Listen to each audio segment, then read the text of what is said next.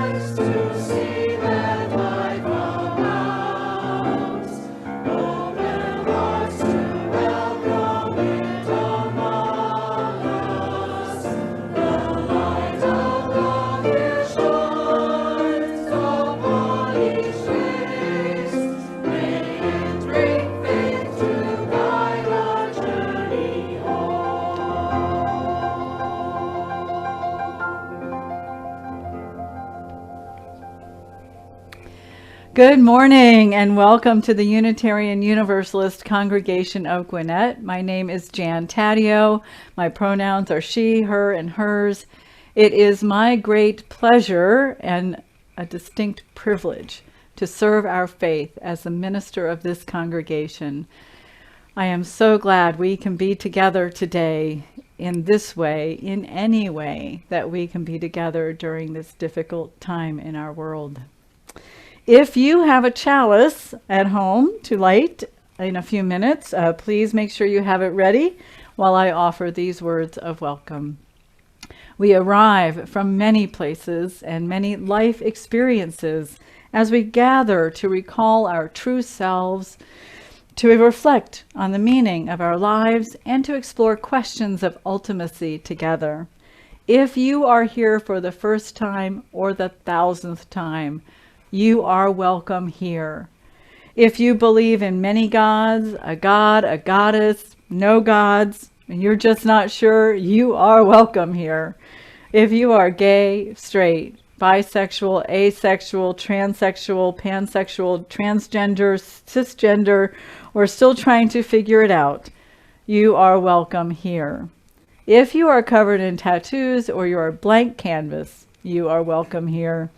If you shout amen after every sentence or song, or you prefer to sit with us quietly, you are welcome here.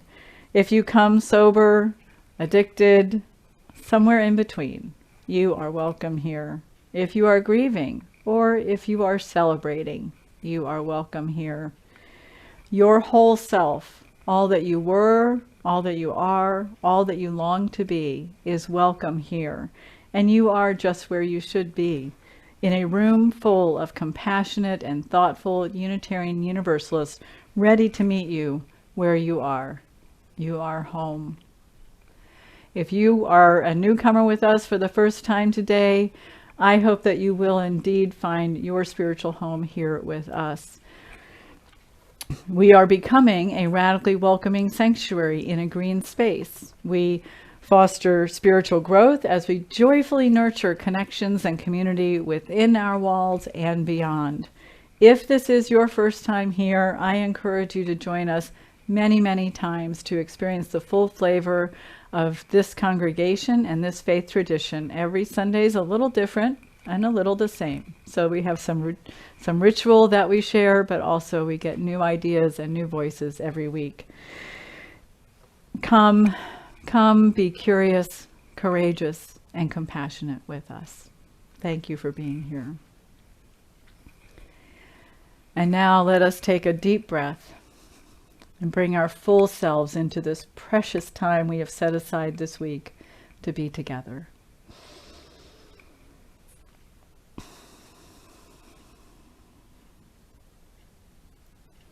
And breathe in again. Breathe in all that is good, all that feels well for you in this time. And breathe that out for others to experience too. And now as sound vibrates through us and around us, may it remind us how deeply, profoundly, inextricably interconnected we are with one another, with all beings, with all life on this planet, and with all the stars in the cosmos. We are one.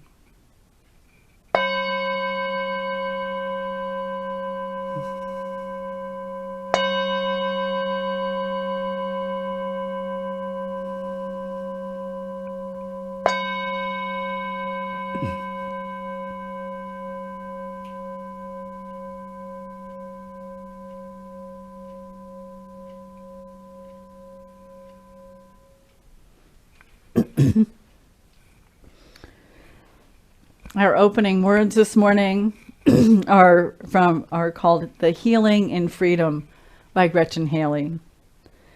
Freedom has a rhythm to it, a longing our bodies know without words, a movement away from everything small and scared, a waking up to possibility, healing backwards and forwards. Even now we are beginning again, unafraid of this much mercy, tenderness, pleasure. We come to lean in, to learn the sound of liberation, like the sound of our names receiving and releasing.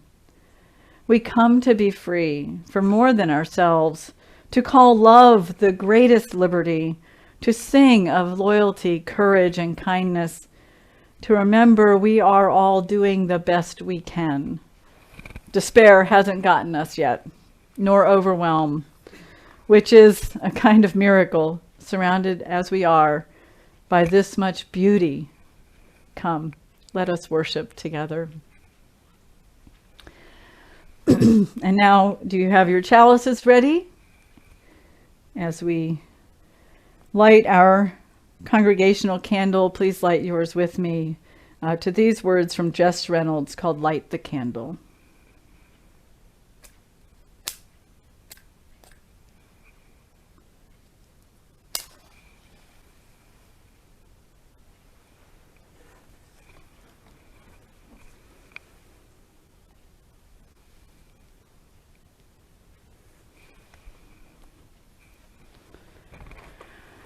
Light the candle.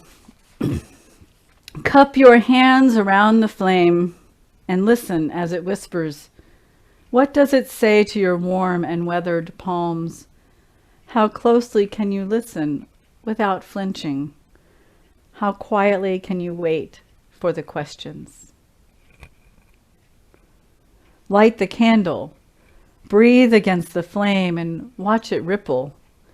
Breathe your fears into it and let them burn into trails of empty gray. Let your air embrace the flame and do not snuff it out. Light the candle. Feel your bones melt like wax, all your hardest parts softening to the touch, all your sharp edges smoothing over. Sink into your stance, your seat, the earth. Let your body be held in the quiet. Light the candle. Fix your eyes on the center of the flame, the center of being. Look into the darkness at the heart of the light. Reach for the contemplative dark in your own heart. for the place where stillness sits, and do not shy away. Light the candle. Settle into the knowledge that this light is the same as all other lights burning in all other candles. Look through the flame into the places you have known and the places you have yet to see. Light the candle. Bring into being the flame that bore us all. And now it's time for our Wonder Box.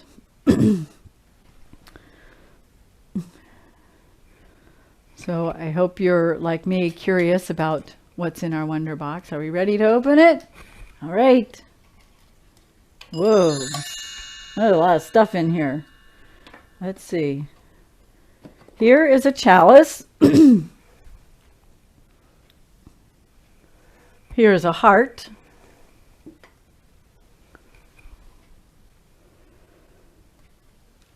Here's a mess. I don't know what the heck that is. That's just a tangle of knots and tangles of craziness.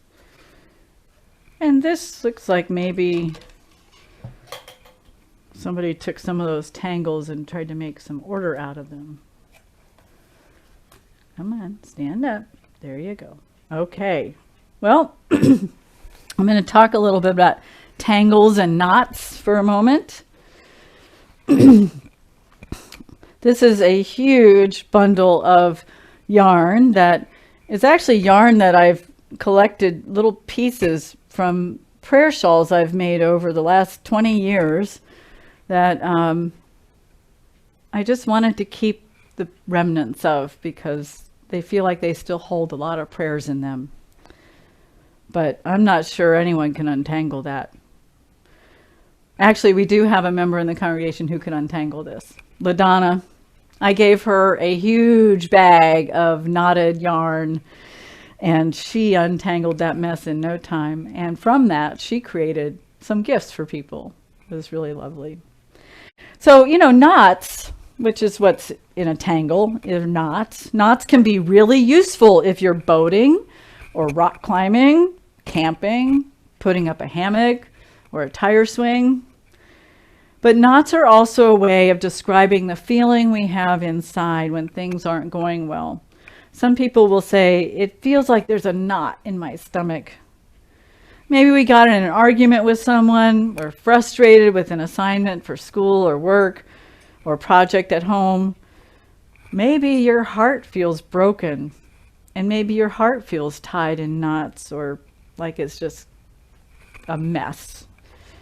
Maybe you have a huge knot in your tummy and you're really stressed because, well, let's see, it's been now 9 months to the day and date when we held our first virtual service on March 15th, and 9 months of not being together with the people we love here, our extended families, our circles of friends, not being able to do many of the things we love to do safely, like gathering in our sanctuary together or having a potluck lunch on our back porch that's so lovely, or going to a restaurant with a group of friends, or going to the movies, or whatever it is that we used to do that we love doing that we haven't been able to do for 9 months. I know I'm feeling this, and I'm guessing some or most or all of you are too. Sometimes during this pandemic, I feel like my whole body is in a knot. And just like it's hard to untangle a knot of yarn, it's also hard to heal some of these things that can get our stomach or our heart tied up in a knot. If you have a disagreement with your close friend, your partner, your parent, your child, it may seem like you will never be able to untie that knot, but we need to try. Maybe the pressures of life, the news, the challenges of living through a pandemic can leave us feeling very tied up inside. Untying a knot helps us remember some important things about how to fix a mistake we've made, or a mess that's arisen between us and others, or to see that maybe the challenges and pressures we face aren't as bad as they seem, or that they can at least be managed. We can find healing lessons in the work of untying these knots in our bodies, in our minds. First, admit that there's a knot, or that there are many knots. Ignoring the knot or tugging at it in frustration only makes the knot tighter and harder to untangle. It takes effort to untie a knot. We can't just give up after only one try. Sometimes we have to ask others to help, and we need to get advice about how to untie complicated knots in our lives. And we can be ready for more knots to develop while we're working on untangling the first one. Tying and untying knots requires practice and skill. After you've untied the knots, you can use the rope, the string, the yarn, or your renewed sense of calm or control to create something wonderful, like maybe weaving it into a lovely little tapestry. Let us sing now, Dear Weaver of Our Lives Design by Nancy Dorian and Nicholas Herman. We're singing verse 1. You'll hear a piano intro, and then the choir will sing with the choir, and then we'll sing with all of us singing at a previous service years ago.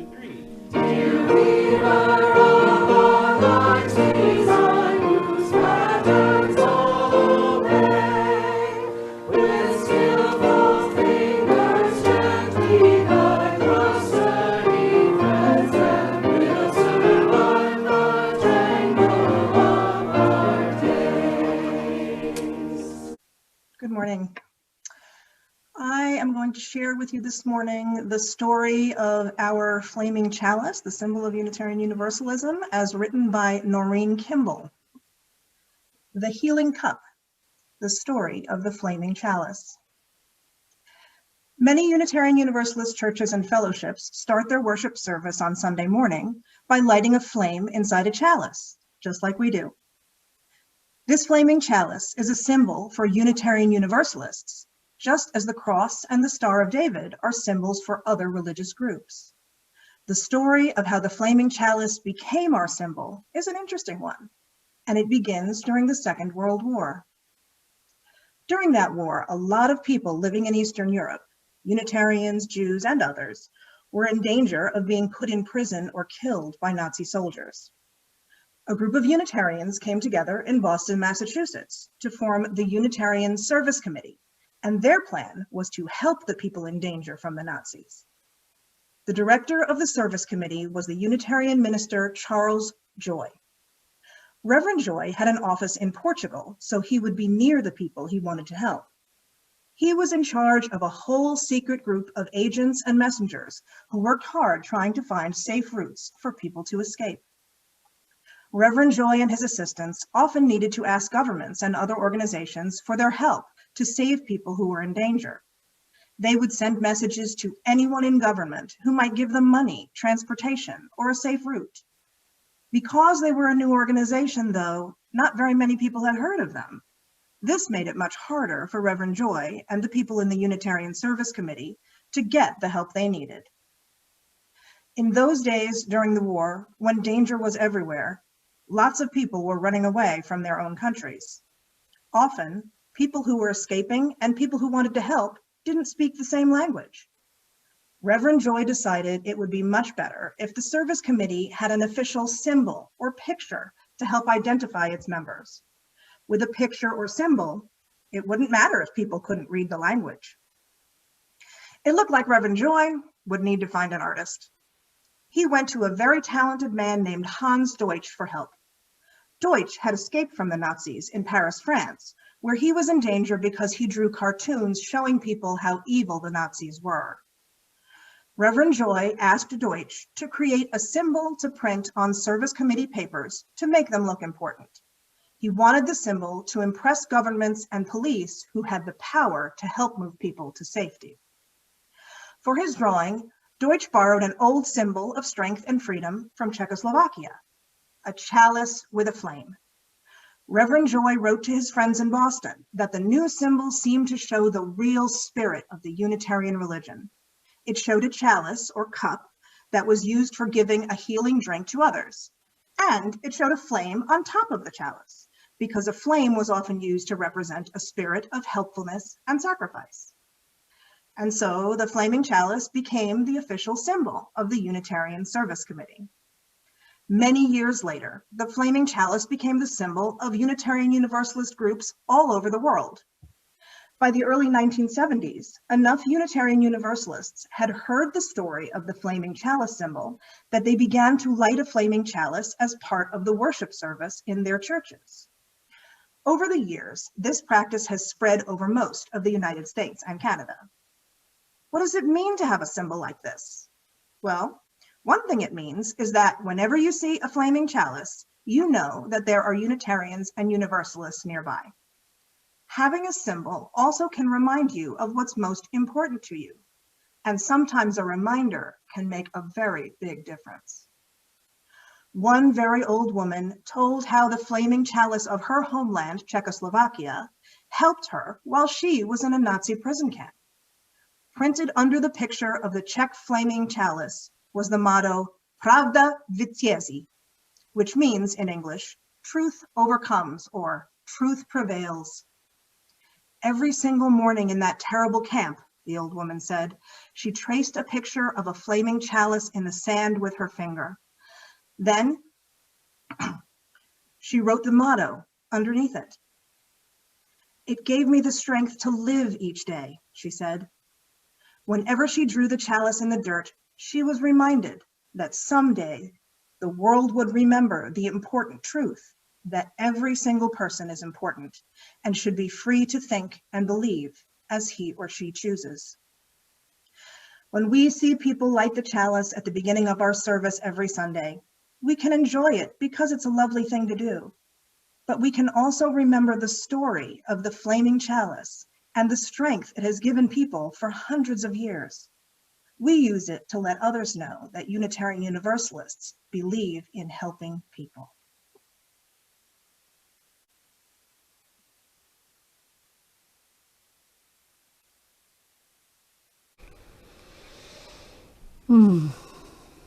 Hello, my old heart.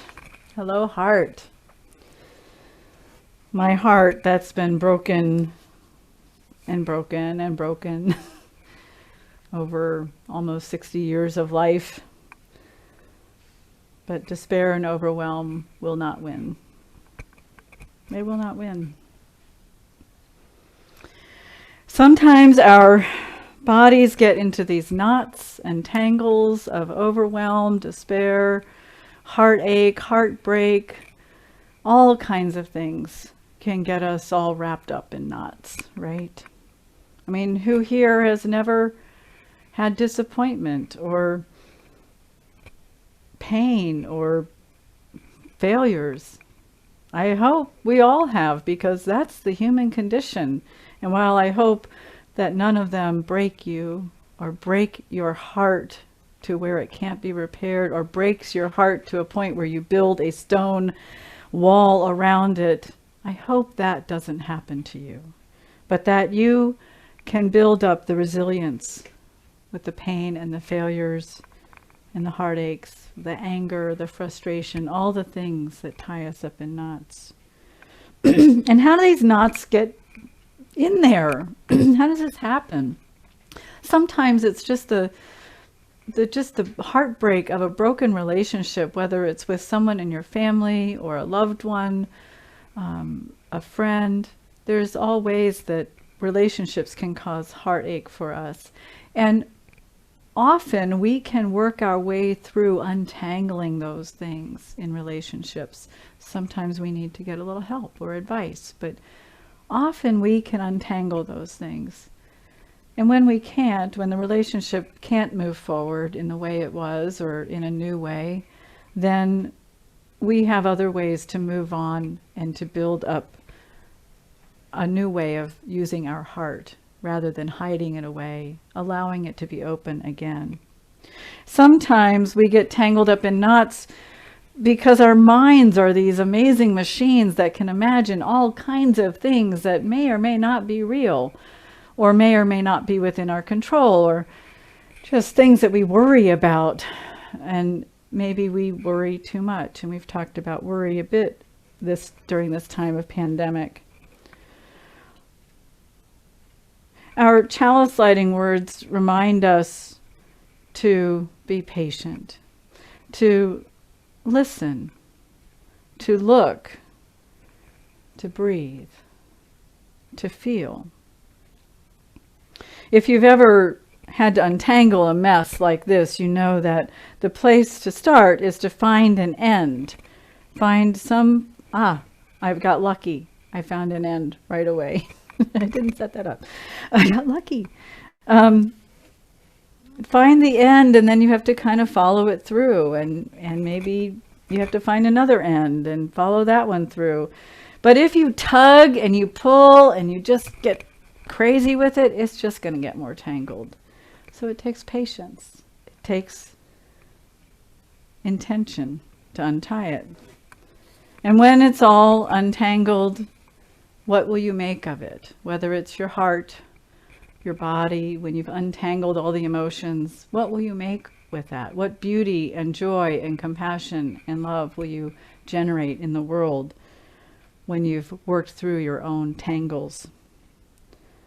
I've been thinking about how we like to talk about the stories of our congregation over the years. We tell the stories of the time Tex got his brake pedal and his gas pedal mixed up and ran through the end of the building, and how scary that was. It was really scary. People thought a bomb had gone off, and fortunately most of the children were in the worship service that day, and the ones that were in the room that he ran through had just separated and no one got hurt. It was kind of a miracle, really, and it was a tragedy. And we tell that story, and we tell stories about other things that have happened over time in our congregation. What stories will we tell in 2025 about the year or years, I hope it's not years, about the time of the pandemic? What will we look back on? Will we remember our resilience, our creativity, our ingenuity, our determination to stay connected, to keep going? What will we remember? We won't remember that we were overwhelmed and despaired. We will remember that we did not let despair and overwhelm win. That we are all doing the best we can. We are all doing the best we can.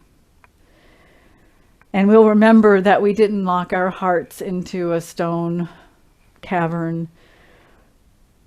We didn't numb ourselves to the pain in the world and the challenges that people are facing.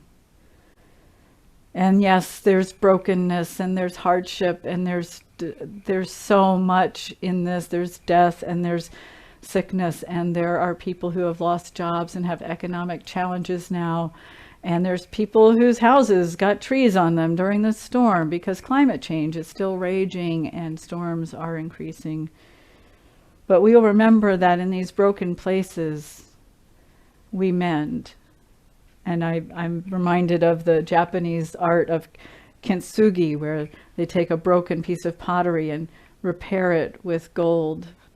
And then the broken parts shine and actually make that bowl strong and whole again. So when you're feeling broken or beat up or overwhelmed, remember that there is a way through. Just need to find a thread to follow, to work your way through. Because this is the human condition. Pain and failure and sadness, anger, frustration, all of these things we feel, we should feel them, and they're real and they're okay to feel. Through them, working through them, we build wisdom and empathy and resilience. And I'm reminded too of how often we who are parents will be really wanting to protect our children from any disappointment or harm or pain or sadness or failure, and we want them to just have this really beautiful, perfect life, and it doesn't really serve them to make that happen. Children need to make mistakes to learn from them. They need to learn heartache so they can learn how to mend their hearts. They need all of these things to build essential life skills, and we just stand by to catch them should they get too close to failing too hard. But it helps our children build resilience and empathy and wisdom when they make mistakes and learn from them. And then there's the healing cup, the chalice. I love that idea of the healing cup because whenever there is someone who's in need, there's someone who's sick and in critical condition, like our beloved member Terry Walsher, who's been in the hospital now for 2 months, yesterday. I light a chalice when I think of them, or several times a week, I light a chalice as a healing cup, a place for me not only to pour my fears, my worries, but also to seek peacefulness and light. A place to be able to just focus and breathe and listen. Listen within, listen around, hear the birds, to look through the flame to see the beauty that is in the world. The healing cup, I often refer to our chalice as the chalice of community, and I see community as a healing cup. Our chalice extinguishing words speak of the warmth of community, and it's connection that makes that community warm. I live in a community. I have a few connections in this community that help make it feel a little bit warm. But in a congregation, we really are intentional about building those connections so that we can feel that warmth of community and the care and compassion of community. I am finding over these 9 months, especially in the last few months, there's people who I might be in a meeting with or in a conversation with, and they'll ask me about someone. Hey, I haven't seen so-and-so, or I wonder how so-and-so is doing. And I realize maybe some people are expecting that I am able to regularly contact everybody in the congregation to see how you're doing. And I can't. And that's why when this first started, I worked with the pastoral care team and the staff to set up care circles so that we have smaller groups that we can look in on each other through those groups. So if you're wondering about someone, best thing you could do is to give them a call, send them a text, drop them an email, write them a card, let them know you're thinking of them, wondering how they're doing. And you can look to your care circle too. Send a message now and then that just says, hey, how are you all doing? That would be a nice thing to do. Another piece of that is the light of truth, which is something that was in the reading today. The light of truth. The Czechoslovakians saw the chalice as the light of truth, the flaming chalice as the light of truth. And I think of that too, but a deep truth for me is the power of love. So I think of that flame as the light of love. And then we speak, and we extinguish our chalice, we speak of the fire of commitment. And that commitment is to the power of love for me. The power of love that binds a community together in care and compassion. I don't want my heart to be alone. I don't want to be alone. I need to share it with others. I need to let people know that I care about them, that I love them, that I'm thinking of them. And I try to do that as much as I can, both here within the congregation and in my personal life. I like to say hello to my heart, but also have my heart say hello to the heart of others. I love the opening song that we sang, Jason Shelton's words, inspired by standing at the top of Meditation Rock on Little Scaly Mountain at the Mountain Retreat and Learning Center and seeing the sunrise. And he saw the light of hope, the light of peace, the light of love shining through. Here in this community, here shines the light of hope, the light of peace, the light of love. And I believe with all my heart and soul that love will prevail. Love will prevail. And now I offer you a meditation written by the Reverend Nathan Walker called Survival Meditation. We begin with the sound of the mindfulness bell and we end with the sound of the bell.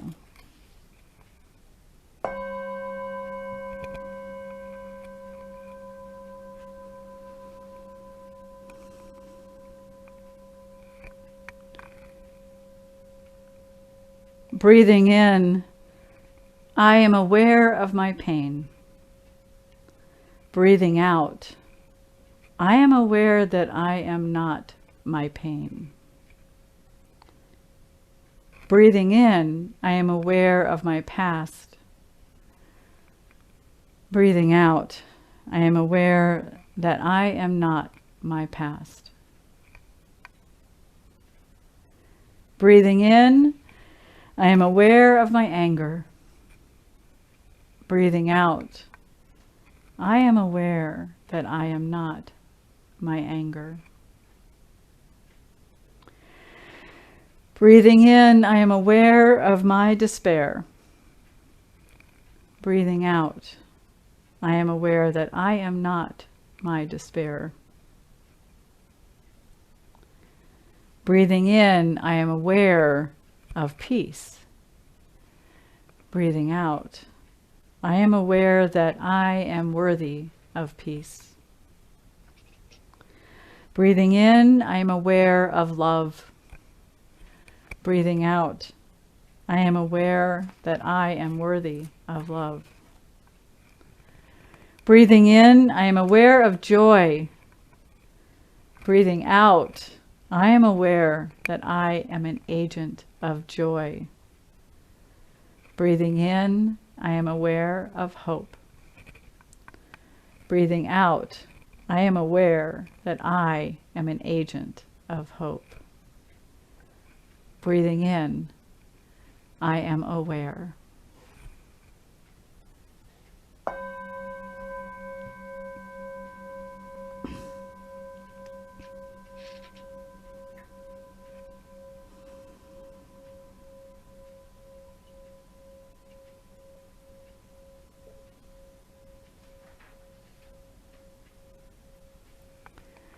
Here we strive to create a model of the beloved community. We do this in part through the care and support of one another. We each arrive here holding joys and sorrows, triumphs and disappointments. We set aside time in this communal space to honor that which we carry on our hearts, to celebrate together, and to grieve together. If you would like your joy or sorrow shared aloud in the service, please share it in the chat space on Zoom, and our pastoral care associate, Rob Cole, will read them aloud as I light a candle of compassion to lift your joy or sorrow into the collective consciousness. Before we begin that sharing, I invite us now to enter into a time of silent reflection as we create a container of compassion to hold our joys and our sorrows.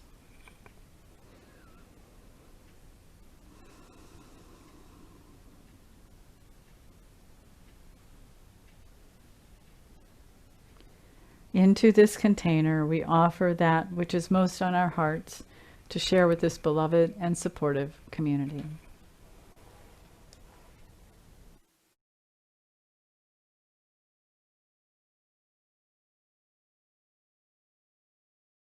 We light one more candle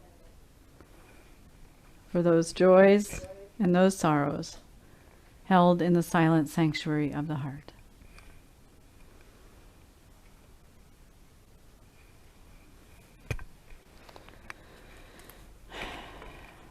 May we hold one another with great compassion and loving kindness. Amen. And we respond singing together, Break Not the Circle by Fred Kahn and Thomas Benjamin.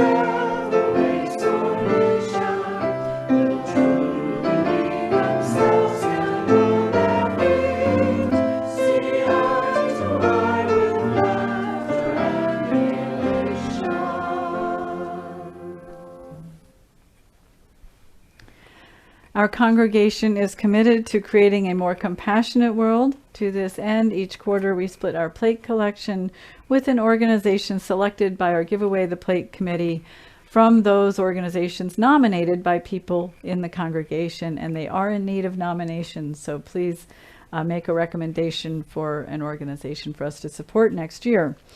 Located in Alpharetta, Georgia, our fourth quarter plate recipient is New Life Technology Group. They help our planet by reducing e-waste and support our community through their Computers for Kids program. They do this by recycling, refurbishing, and redistributing electronic waste.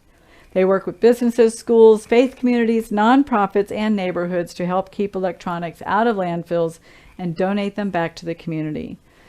They are able to transform our community and the world around us towards a cleaner, greener, and more hopeful future, thanks to your generous contributions. Our plate contributions also support the shared ministry of this congregation, so I ask that you give generously to support the work of New Life Technology as well as the vision and mission of this congregation. As we listen to a recording of our pianist Brian Bishop playing Fleagle the Regal Eagle by Don Reckman, you will see on the screen ways to contribute to our offering via PayPal, Venmo, or by mailing a check payable to UUCG to the address shown.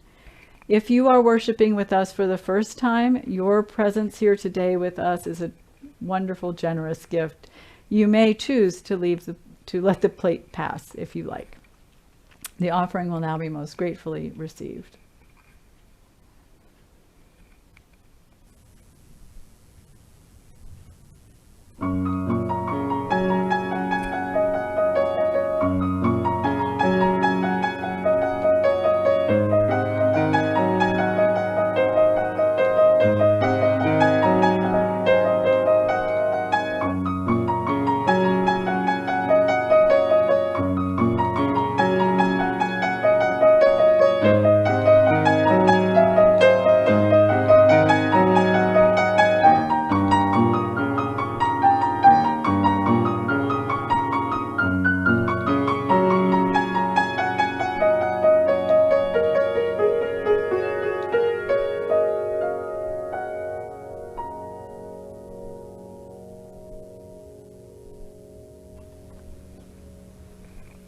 May the generous gifts received this week move us towards realizing our vision of a more connected and compassionate world.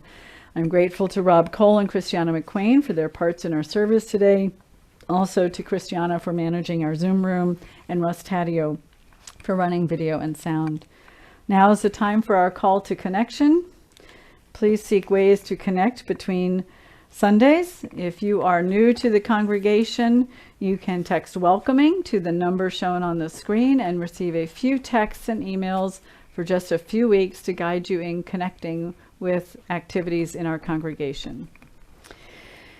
You can also learn about activities in our congregation by signing up for our weekly e-news by sending an email to info@uucg.org to request to be put on our mailing list for that weekly e-news. And you can check our website, and also if you want to register for events, there's a link right on the front page of the website on the right near the top.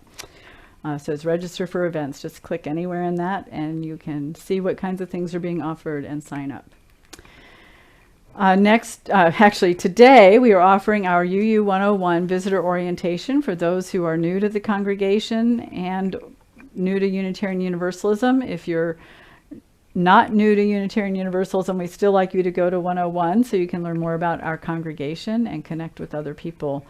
And that happens today at 12:30 after our service. And then we also have a 102 program for those who have already been to 101 and been coming for some time and want to learn more about the path to membership.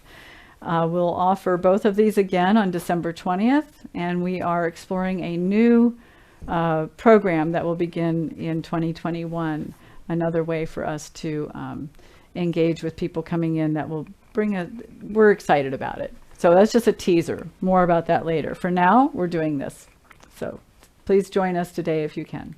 Yarns from the Heart is meeting on Wednesday at 10 o'clock. If you are a crafter of any kind, or you really just want to come and hang out and chat with people, it's a lovely place to hang out. But we have quilters and knitters and crocheters and people who do all kinds of crafts show up. And then virtual happy hours on Thursday at 6. So please join us for that. I haven't gotten word yet on the date for the next book club, but I hope to have that information by next Sunday so we can make sure you know what book they're doing, and we can, and they'll be, I think, combining that again with one of the virtual happy hours. Check your e-news, check the UUCG newsletter and the UUCG calendar for more ways to connect virtually. Our Covenant Choir checks in every Tuesday night at 7:30. Right? Yeah, 7:30. 7 o'clock. 7 o'clock. Our Covenant Choir checks in, and we are working on more music. So come and join us. If you're a singer, please come and hear about what we're doing and be part of the conversation and discerning that. Belief Exploration is second Sundays. Exploring Tarot with Sherry is every Sunday at 4 o'clock. And this Wednesday is our board meeting. So that's always open for people to come and observe the board meeting. So you're welcome to join us for that. These links are on our website. And now let us say together the words we say to extinguish our chalice, and followed by our closing song, I Know I Can, by Dennis Hamilton and Jeannie Gagne.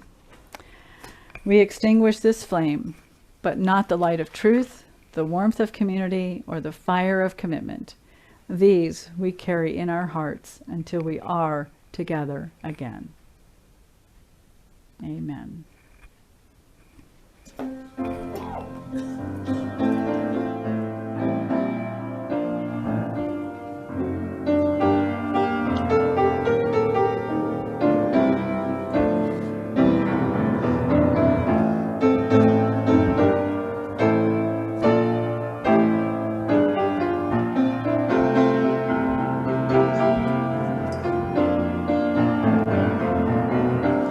Days we thought restored.